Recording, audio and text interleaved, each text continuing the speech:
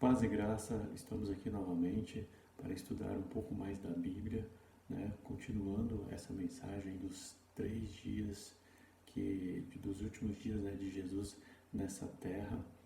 E a mensagem mais poderosa está nesses 3 dias, porque diz todo o sofrimento, né, a ressurreição de Jesus, a mensagem que abalou o mundo, que fez um marco, né, uma divisão, né, do antes de Cristo e depois de Cristo, nesse tempo maravilhoso que é denominado graça, né, para todos aqueles que aceitam a mensagem do Senhor, que recebem a salvação através de Jesus. Na última oportunidade nós vimos Jesus percorrendo aí 700 metros, a via dolorosa, né? 4 pontos importantes de sua vida. E o que mais a gente fica pensando, né, é na determinação de Cristo, né? Ele não olhou para trás, ele continuou, ele permaneceu na vontade de Deus. E Deus também está esperando isso de você. Permaneça na fé, permaneça na vontade de Deus. Mas enfim, Jesus chegou finalmente no Monte do Calvário. Depois de 700 metros, ele chega no cume do monte, que era o monte onde ele ia ser crucificado. Todos nós sabemos que no Velho Testamento existe uma história de Abraão, né? Que Deus pede para ele o seu filho Isaque, para que ele sacrificasse ele. Abraão não duvidou, creu na palavra do Senhor, obedeceu e levou seu filho para o monte para ser sacrificado. No momento em que ele ia matar o seu filho, Deus o livrou.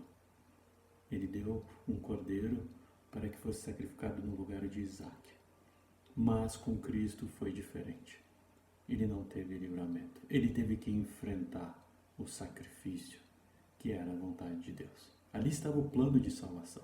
Ali Deus estava proporcionando a grande mensagem que está ecoando por mais de 2000 anos, que Jesus Cristo morreu por você e ressuscitou por você e te amou tanto que suportou todo esse sofrimento para lhe dar a oportunidade de você estar no céu no dia em que Jesus Cristo voltar e receber você lá na glória. Então nós vamos abrir nossas Bíblias em Lucas capítulo 23, versículo 33, que diz assim: quando chegaram ao lugar chamado Calvário, ali o crucificaram. Crucificaram Jesus, bem como aos malfeitores, aos ladrões, um à direita e outro à sua esquerda, para cumprir a profecia. Jesus foi contado como malfeitores, 2 ladrões do seu lado. E não bastava isso, os soldados começaram a fazer sorte com suas vestes. Isso está registrado em João capítulo 19, no versículo 23. Assim que subiram Jesus na cruz, cravaram ele na cruz, né, Jesus ali já com sede, né, vieram com vinagre, Jesus não quis naquele momento inicial. E Jesus ali parado, né, no meio dos 2 ladrões, os soldados jogando sortes com suas vestes para se cumprir a escritura também, né? A palavra de Deus diz: repartiram entre si as minhas vestes e sobre a minha túnica lançaram sortes. Era um momento triste para as pessoas que estavam seguindo Jesus.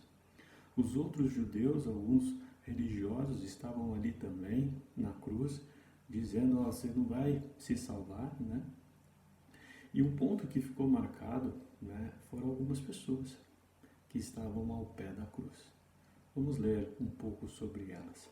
Então, no versículo 25 diz assim, do próprio capítulo 19 de João: e junto à cruz estavam a mãe de Jesus e a irmã dela, e Maria, mulher de Clopas, e Maria Madalena. Vendo Jesus, sua mãe, e junto a ela o discípulo amado, disse: mulher, eis aí o teu filho. Depois disse ao discípulo: eis aí a tua mãe. Dessa hora em diante, o discípulo a tomou para casa. Então vejam que no momento de sofrimento estavam ali algumas pessoas fiéis a Jesus. Uma das coisas que nós podemos aprender com essas pessoas, com esses discípulos, é nunca abandone Jesus Cristo. Sempre fique do lado de Jesus, pois Ele é o nosso Salvador. Aquelas mulheres e João compreendiam essa mensagem. E por mais que existiu zombaria, sofrimento, né, por todo aquele caminho da Via Dolorosa. Jesus ali estava quase entregando a sua vida, estava pronto para morrer, mas ele ainda olhou para sua mãe, olhou para aquelas mulheres, né, e deu um recado para o seu discípulo amado, João: eis aí a tua mãe. E olhou para sua mãe e diz: mulher, eis aí o teu filho, né? E João levou para casa, cuidou de Maria. Jesus se preocupou, né, com a sua função de filho neste mundo, como primogênito, de cuidar dos seus pais, né? E uma das coisas que a gente mais fica admirado é Jesus na sua autoconsciência, em momentos de sofrimento, né, distribuindo perdão, distribuindo misericórdia, cuidado com aqueles que estavam ao seu redor.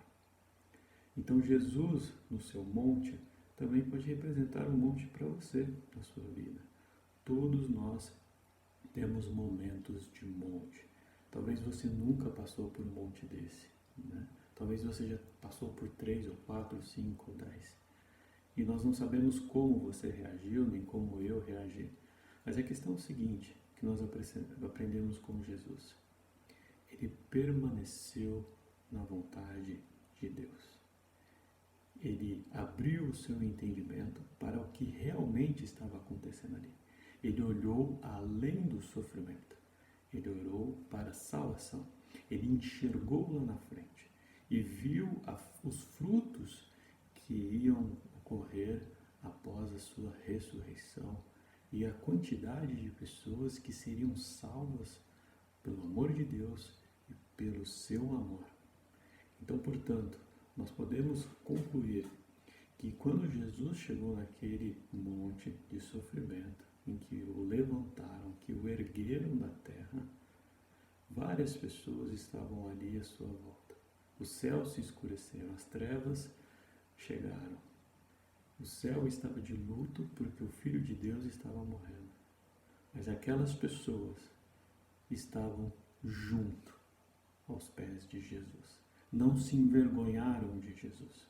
Eles permaneceram com ele. Então seja assim. Quando chegar o seu monte, fique do lado de Jesus. Persevere até o fim. Porque do outro lado nós veremos a glória de Deus, nós veremos a glória de Jesus, nós estaremos no céu com o Senhor, independente do que possamos, né, passar nesta terra. Então fique convicto que o caminho que Jesus percorreu é o caminho que você está passando, é o caminho da salvação.